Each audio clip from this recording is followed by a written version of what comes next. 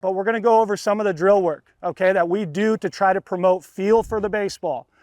Feel for the baseball. So the first one that we're not going to demonstrate today, that is a great one. I highly encourage you to do it with your guys.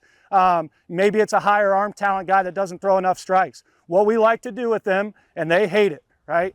We put them on the platform with the L screen and we make them throw BP to our hitters, right? I get anxious just thinking about it, right? I can't throw BP either, okay? So our pitchers, when we put them out there to do that, they hate it, right? Because we all know if pitchers, when they want to throw strikes, they rear back and throw hard. So what we'll do is we'll put them at about 45 feet on the platform, true BP style. We'll have our velo board set up and we'll put velocity constraints on them. Hey, you can't throw over 65 and your job is to go throw BP. If you're doing a really good job, your hitters should be crushing it all over the field. Okay, you put them in that environment, boy, do they struggle, right? They really struggle with it. But as you keep doing it, they start getting a little bit better. Right? And they start having some empowerment of being able to just stand up there on the platform, no wind up, right? Taking all that stuff away from them, taking their pitches, their velocity, all the stuff that makes them really good. And hey, man, you just got to stand right here on the platform and deliver a strike over the plate. Okay, so that's a great drill that we've done with our guys. And as they get a little bit better with being able to command the fastball, then we'll transition into some breaking stuff. Okay, when you talk about developing spin, right? Developing spin, very important for our pitchers in the game today.